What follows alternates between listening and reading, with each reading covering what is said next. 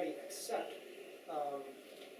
intensive tillage, so plowing, turning the soil over, or even taking a hoe out to your garden and breaking up the soil with that. Anything that exposes, any mechanical means that exposes the soil to the air, and uncovers it, is tillage. And intensive tillage are things like moldboard plowing, like the big plow that gets pulled behind a tractor that actually has those blades that flip the soil over. And there are usually a whole bunch of them together, but it can be very damaging to the soil if carbon content is not watched. I think it's perfectly fine, and it's an essential part of weed control for a lot of farmers, to do tillage so they don't have to spray. They can just bury the weeds. But every time you even stick a blade into the soil and introduce oxygen in there that wasn't there before, the microbes go into hyperdrive and they start just eating up all that carbon and releasing it as CO2 and other greenhouse gases to the atmosphere. So intensive tillage is something that it's for decades, it's been an enormous problem in Pukekohe. That's where I did a 2-year biochar field trial when I first moved here, and I really liked the Pukekohe area. It's just all agriculture. It was great getting to know farmers down there, but some of the stories that I heard were incredibly alarming. Like erosion so bad that it closed roads because cars couldn't get through, this much soil this deep that it washed off of fields across roads. And before I moved here, I read a paper that was published in 2002 by some real prominent New Zealand soil scientists that said that many places in Pukekohe that are intensively farmed now, the topsoil there that's on the top now used to be subsoil just a few decades ago. And subsoil, in case you've never dug down that far, subsoil is like that gravelly, it looks like stuff that, after a few thousand years of erosion and natural processes, it could become soil. But it lacks the carbon and the texture qualities that good topsoil has.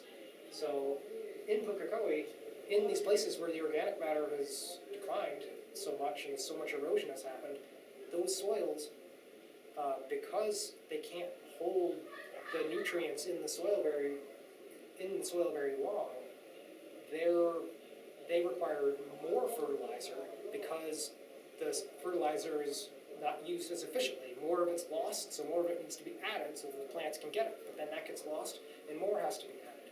And it's a vicious cycle that leads to deserts if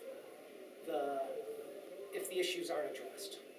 And it's really not.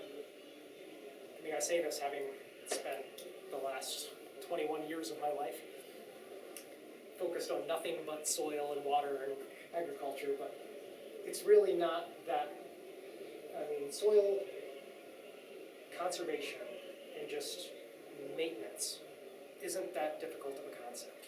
Soils need maintenance like any other thing that we use needs maintenance and care. And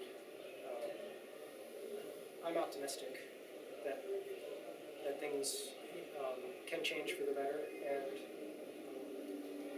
a big part of what drew me to New Zealand is a can-do attitude of trying new things and new approaches to solve problems. Tillage is fine as a practice. It's beneficial. It's usually done to suppress weeds. And especially if a farmer is not going to spray for weeds, it's often the best approach. And it can also be used, you can apply nutrients or manures or whatever, composts, and then till that into the soil and it mixes it all together, and that's good. But the point is that intensive tillage introduces a lot of oxygen into the soil where there wasn't a lot of oxygen before, and that makes the microbes go into overdrive, eating more carbon and then releasing that carbon as gas.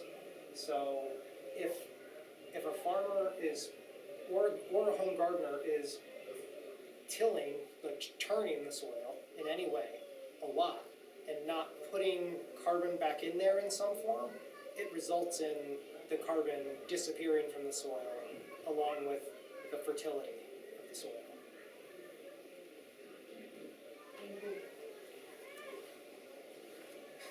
So this is